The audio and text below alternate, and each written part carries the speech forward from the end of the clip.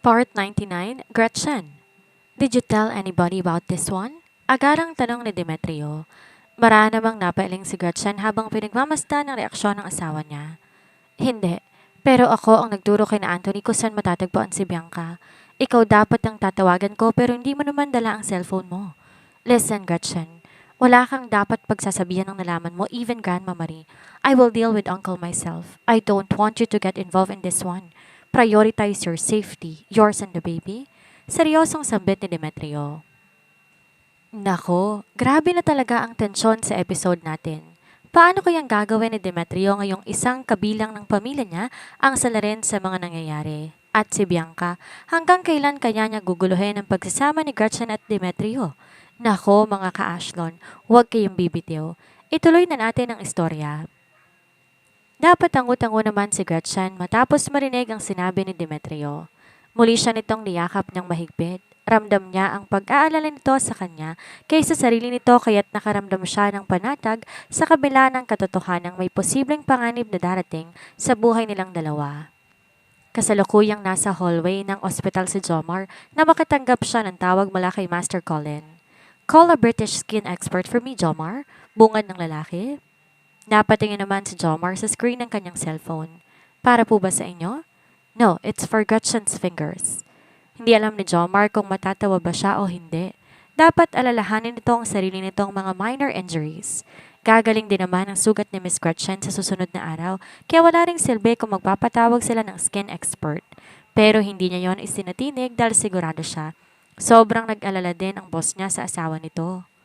Nagdulot ng malaking komosyon ang pagkawala ni Bianca. Hindi naging madali ang paghahanap sa babae at dahil kasali si Demetrio sa paghahanap, parami ng parami ang mga media na nais bumisita sa lalaki para humingi ng pahayag na ikinainis niya. Mabuti na lang at pwede na silang ma-discharge anumang oras ngayong araw.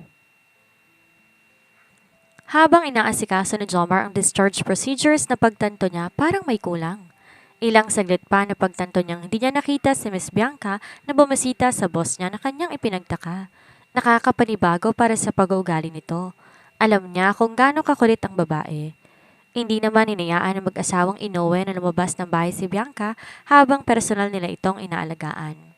Maging sina Kendra at Kara ay may house arrest order din mula sa mga magulang nila. Bawal silang lumabas hanggat hindi nahuhuli ang kidnapper ng kapatid nila. Masaya si Bianca sa concern at pag-aalaga na ginugol ng mga magulang niya sa kanya pero hindi niya maiwasang mainis. Muntik nang mapahamak si Colin dahil sa kanya. Dapat nasa tabi siya nito ngayon para alagaan ng lalaki bilang pasasalamat. Maya-maya pa nabuhayan siya ng dugo na makita si Anthony na nakabalik na ng mansyon.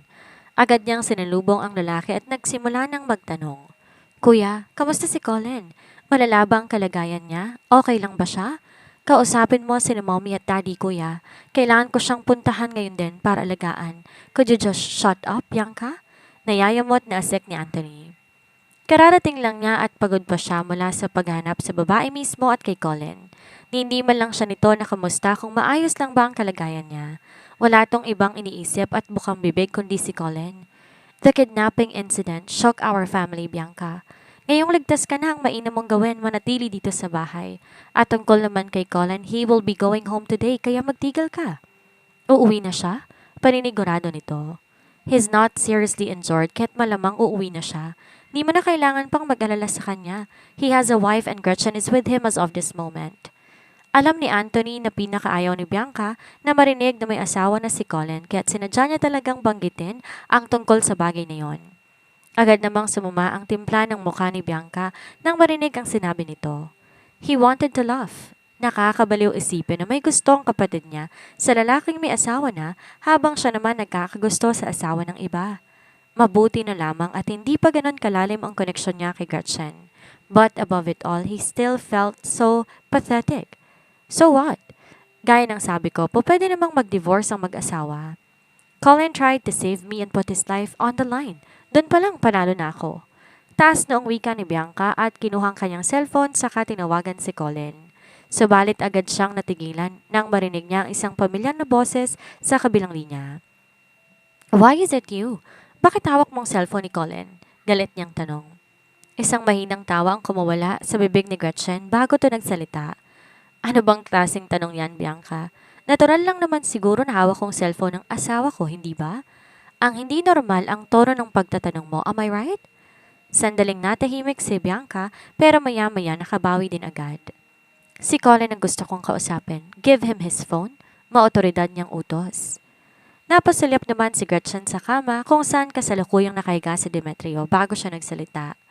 Tulog na ang asawa ko, Bianca. Hindi naman naniniwala si Bianca sa sinabi ni Gretchen. I am pretty sure you are lying. Ibigay mo sa kanya ang cellphone dahil may sasabihin akong mahalaga sa kanya? Nagpakawala si Gretchen ng isang malalim na buntong hininga. Di ka ba nakakaintindi ng Tagalog, Bianca? Sige, i-Englishin ko. Demetrio is already asleep. Kung may sasabihin ka, then talk. At ako magsasabi sa kanya mamaya kapag gising na siya. Naiyukom na ni Bianca ang kanyang mga kamay sa galit. Kulang na lang basagin niya ang cellphone na hawak niya. Gayunpaman wala siyang balak na magpatalo kay Gretchen. Colin is injured while looking for me. We are childhood sweethearts, Gretchen. Hindi mo pa rin ba nagigets? Colin cares for me so much kaya ibigay mo sa kanyang cellphone para makausap ko siya. You're purposely preventing him from contacting me. You're such a scheming woman. Scheming? Kung may scheming woman man sa kanilang dalawa, malamang si Bianca yun at hindi siya. So what? Asawa niya ako at mahal na mahal pa. If making him fall in love with me means I'm a scheming woman, then suit yourself. Plano kong alagaan mabuti ang asawa ko hanggang mabaliw siya sa akin at hindi niya na ako maiiwan pa. Mapang-asar na wika ni Gretchen. Nanggagaliitin na sa galit si Bianca sa kabilang linya. Kung nasa harapan lang niya si Gretchen, nakalbo na niya ang babae. Damn you! Kung titingnan mo ang panlabas na anyo ni Gretchen, mukha itong di makabasag pinggan pero may tinatago pala itong pag-uugali. Sa tingin mo ba talaga hindi ko siya makakausap kahit hindi mo ibigay ang cellphone niya sa kanya? I have all my ways, lalo na't sigurado na ako ngayon na ako ang mahal. Natigil siya sa pagsasalita nang mapansin na pinatayan siya ni Gretchen ng tawag. Damn that witch! She has now the audacity to hang up on her, huh? Tinapon niya sa kanyang kama ang cellphone na hawak niya. Alam niya wala ring silbi kung tatawagan niya ulit ang numero ni Colin dahil malamang hawak pa rin yun ni Gretchen. Pero may business phone naman si Colin at yon ang tatawagan niya. Agad siyang lumabas sa kanyang silid at nagpunta sa study room ng kanyang ama. Nangunot naman ang noon nito nang makita siyang bigla na lang pumasok sa loob ng silid. What are you doing here, Bianca? Hindi ba't dapat nagpapahinga ka na? Dad, you have to call someone for me. Malambing niyang sambit. Who? Colin, gusto ko siyang kausapin. Inayos ng ama ni Bianca ang salamin nito at nag-iwas ng tingin. Muntik nang mapahamak si Colin dahil sa'yo. Aren't you ashamed to disturb him when she needs to rest? Nakangusong umupo sa visitor's chair si Bianca at nagpapakyut na humarap sa kanyang ama. Daddy naman, ayaw mo bang kausapin kang future son-in-law mo? Dilingid sa kaalaman niya na malaki ang pagkakagusto ng anak niya kay Colin pero hindi rin naman lihim sa kanya ang pag-iwas ito kay Bianca. Lalo na dahil sa nangyari 3 taon na ang nakalilipas. Maging ang buong pamilya nila iniwasan ni Colin pero tumulong si Colin sa paghanap kay Bianca at muntik pang mapahamak. Hindi kaya may namumuuna sa dalawa nang hindi nila nalalaman? Hindi siya sigurado sa bagay na yon, sabalit may severe depression ang anak niya at di madaling i-handle kaya't pagbibigyan niya na ito. Matapos patay ni Gretchen ang tawag, tumuloy na siya sa loob ng silid ni Demetrio habang dala ang gamot ng lalaki. Sakto naman pagkaupo niya sa gilid ng kama nito, tumunog ang isa pang cellphone nito na hindi niya inaasahan dahilan para mapakunot noo siya. Nagising naman si Demetrio sa malakas na ringtone ng tawag. Pungas-pungas pa itong dinampot ang cellphone at sinagot ang tawag. Hello, Mr. Inoue? Pero imbes na lalaki ang makakausap ni Demetrio, isang boses ng babae ang umalingaw-ngaw sa pandinig ni Gretchen. It's me, Colin. Number ni Daddy tong gamit ko. Are you surprised? Sarkastiko namang napangisi si Gretchen. Kanina lang parang dragon ang babae habang kausap siya, tapos ngayon ang hinhin ng boses nito nang kausapin ng asawa niya. Natigilan naman si Demetrio at napasulyap sa screen ng cellphone. Dahil inaantok pa siya, hindi niya napansin na naroon na pala si Gretchen sa silid niya. Akmang magsasalita siya nang matigilan siya dahil sa pagpalapat ng isang mainit na paghinga sa kanyang tenga. Sino ba yung kausap mo? I'm already naked, handsome. Just put down the phone already and let's continue. Ani Gretchen at sinadya pang gayahin ang malanding pagsasalita ni Bianca. Nagulat si Demetrio sa narinig niya mula kay Gretchen, pero agad ding sumilay ang isang mapaglarong ngisi sa labi nito, kasabay ng pagningning ng mga mata ng lalaki. Humigpit ang pagkakahawak ni Bianca sa cellphone ng kanyang ama. Talagang sinasagad na ni Gretchen ang pasensya niya. Sigurado siyang sinadya yun ng babae para inisin siya. Ang kapal ng mukha. Gayunpaman, kahit galit na galit siya, wala siyang ibang magagawa kundi huminga ng malalim at balewalain ang narinig niya. Kailangan sa kanya mapuntang atensyon ni Colin at hindi kay Gretchen. I heard na maayos ng kalagayan mo. I want to see you, Colin. Bakit di mo ako bisitahin dito sa bahay? May importante pa akong gagawin, Bianca. Bye. Putol nito sa sasabihin pa niya sana. But Colin?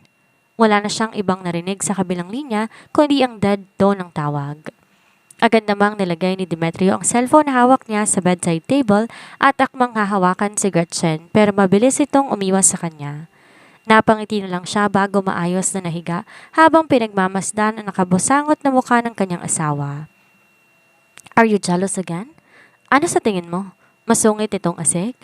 He knew he promised to give her a peaceful life but he cannot deny the fact that it feels good knowing she's jealous. Gustong-gusto niyang makita ang reaksyon ni Gretchen na ganito kahit paminsan-minsan lang. Huwag kang mag-alala, Gretchen. Ikaw lang naman ang mahal ko. Saka hindi ako lalabas para makipagkita sa kanya. Ya. Sarkastiko nitong sambit na para bang hindi naniniwala sa mga sinasabi niya. Come on, wife. Bakit ba ayaw mong maniwala sa akin? Hindi mo siya mahal? Mabilis siyang umiling. Hindi ka concerned sa kanya. Umiling siya sa ikalawang pagkakataon. Kaya naman pala may spare phone ka. Diyan mo ba siya tinatawagan? Puno ng pagdududa nitong tanong. Imbes sagutin si Gretchen, mahina siyang natawa. Why does he find their conversation funny? Anong tinatawa-tawa mo, Demetrio? Colin Yamamoto? Nang marinig niya ang kumpleto niyang pangalan na binanggit nito, natigil siya at agad na nagseryoso. I just can't help it. Like I told you before, it feels so good knowing that you are jealous. Kaya sinasadya mong pagsilosin ako? Hindi ba kapaniwala nitong tanong? Mabilis siyang umiling sa ikatlong pagkakataon. Hindi. Nagkataon lang talagang lahat, wife. Believe me. Hindi ko sinasadyang pagsilosin ka kahit pa natutuwa ako. Seryoso niyang wika. Nang di sumagot si Gretchen, marahan niyang hinawakan ang kamay nito at maingat na hinaplos para di sumakit ang mga sugat nito. Kahit natutuwa ako kapag nagsiselos ka, I will try avoiding it. Para mapanatag ka and about the phone that you just saw, tukoy niya sa cellphone na ngayon ay nasa bedside table. That's my business phone. Remember the numbers that I gave you before? Marahang tumango si Gretchen. Tipid namang umiti si Demetrio. That's that phone. Kinuha ni Demetrio ang kanyang cellphone, tinawagan na isang numero na nakaregister sa kanyang contact. Ilang sandali pa tumunog na ang cellphone nito na nasa bedside table. Dala mo ba yan nung umalis ka? Nakanguso niyang tanong. Ngayon pa lang, ang ikatlong beses na nakapasok siya sa loob ng silid nito at marami pa siyang bagay na hindi alam sa asawa niya. Nope, I also left it here, sagot ni Demetrio. Napatango-tango naman siya. Are we okay now? Masuyo nitong tanong. Mabilis naman siyang nag-iwas ng tingin. Di naman tayo nag-away. You seemed mad earlier. Marahas siyang napalingon sa lalaki at pinandilatan to ng mga mata.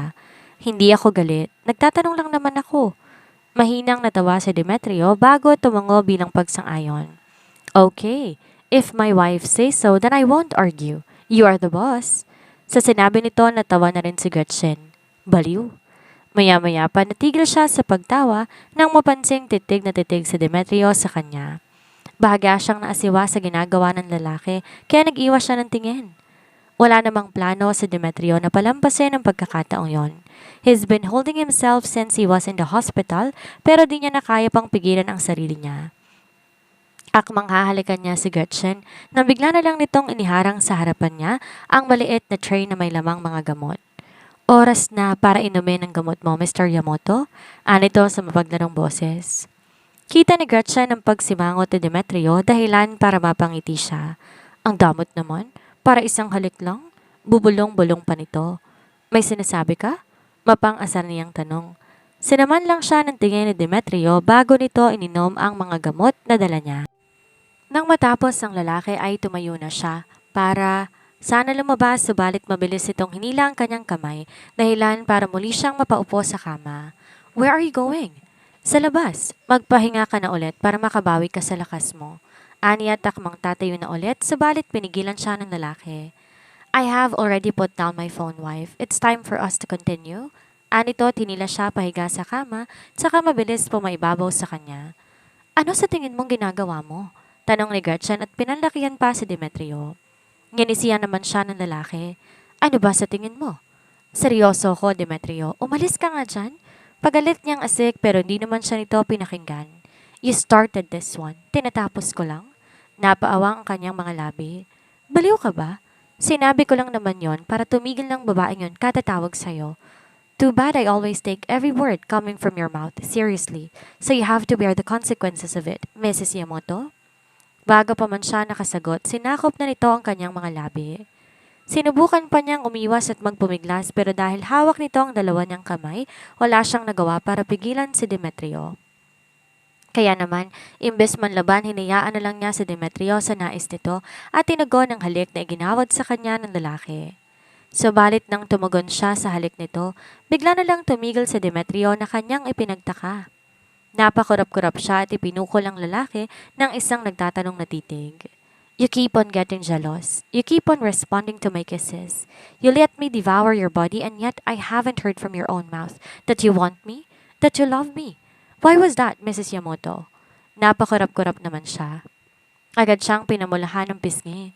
Nung nakaraan, buo na ang loob niya at balak na nang umamin sa lalaki pero naantala yon dahil sa pagkawala ni Bianca. Subalit ngayong magkaharap na sila, walang boses ang lumabas sa lalamunan niya.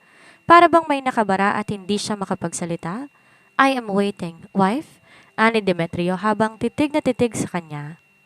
Ilang beses siyang napalunok. Ang dali lang naman sanang sabihin na mahal niya rin ito pero hindi niya maintindihan ang sarili niya kung bakit nahihirapan siyang magsalita. Umuurong na lang bigla ang kanyang dila. Lumipas ang ilang minuto na nanatili siyang tahimik, subalit nabasinghap na lang siya nang bigla na lang idiin ni Demetrio ang naninigas itong alaga sa sentro ng pagkababae niya. Demetrio! Tumaas ang isang kilay nito habang may nanunuksong ngiti sa gilid ng mga labi. Hindi ka pa rin ba magsasalita? Wala na akong sasabihin. Alam mo naman ang totoo, hindi ba? Alin ba ang totoo? Words are still needed together with actions, Gretchen. Tell me that you love me. Seryoso nitong sambit, kasabay ng marahang paghaplos ito sa kanyang labi. I, I love you, mahina niyang sambit. Unti-unti lumawak ang ngiti sa labi ni Demetrio nang tuloy niyang banggitin ang katagang nais itong marinig. That is all I want to hear. I love you too, wife? Anito bago siya muling siniil ng isang madiin na halik sa labi. Hindi siya sigurado kung guni-guni niya lang ang lahat pero pakiramdam niya mas puno ng gigil ang mga halik ni Demetrio ngayon kumpara kanina. At habang palalim ng palalim ang halik nito, naglalakbay na ang mga kamay nito sa iba't ibang parte ng kanyang katawan. Ilang sandali pa hindi na siya nakatiis. Tinulak niya si Demetrio paalis sa ibabaw niya. At dahil hindi nito inaasahan ang kanyang ginawa, naging madali lang para sa kanya ang nais niyang gawin. Hindi inaasahan ni Demetrio ang ginawang pag-upo ni Gretchen sa kandungan niya. Hindi lang yon, unti-unti nitong tinanggal ang butones ng suot niyang damit. His wife is getting bolder today and he likes it. Maraan namang hinaplos ni Gretchen ang matipunong dibdib ni Demetrio papunta sa mapipintog nitong abs. Dati akala niya okay lang kahit walang lalaki sa buhay niya, pero nang dumating si Demetrio bigla na lang nagbagong lahat. Si Demetrio ang lalaking handa niyang ipaglaban mula kay Bianca at sa kung sino mang nais umagaw dito. Hinawakan niya ang pisngi ni Demetrio at hinalikan ng lalaki. Banayad lang ang paraan ng kanyang halik pero puno yun ng emosyon. Nais niyang iparating kay Demetrio kung gaano niya to kagusto sa paraan ng kanyang paghalik. Maya-maya pa bumaba ang kanyang halik nang marinig nila ang doorbell mula sa labas, dahilan para mapatigil siya sa kanyang ginagawa. Sa tingin ko may tao sa labas. Mahina niyang sambit at napasulyap sa pinto. Hayaan mo na yan, let's continue. Ani Demetrio at hinila siya at saka muling hinalikan, pero maya-maya lang napatigil siya sa pagtugon nang sunod-sunod na ang pag-doorbell. Baka importante. Isang nakamamatay na tingin ang ipinukol ni Demetrio sa may pinto. Ang istorbo naman yan, nayayamot nitong bigas. Mahina naman siyang natawa bago umalis sa kandungan nito. Magkasabay silang lumabas ng silid ni Demetrio at nagpunta sa may pintuan. Sobrang kulit ng nasa labas dahil wala itong tigil sa pagpindot sa doorbell. Nakabusangot naman ang mukha ni Demetrio na binuksan ang pinto. What the hell do you want? Pagalit nitong tanong. Isang malawak na ngisi ang nakapaskil sa labi ng panauhin nila. Surprise! Nako, sino naman kaya yung nang abala sa mainit na sanang tagpo ni na Gretchen at Demetrio? Comment down below mga ka-Ashlon. Mukhang nabitin si Demetrio dahil sa hindi nila inaasahang bisita. Sa story natin ngayon, itinuro sa atin na ang katapatan at bukas na komunikasyon ang pinakamatibay na pundasyon ng isang relasyon, lalo na sa mag-asawa. Take note of that mga ka-Ashlon, especially sa gitna ng selos at panlabas na banta.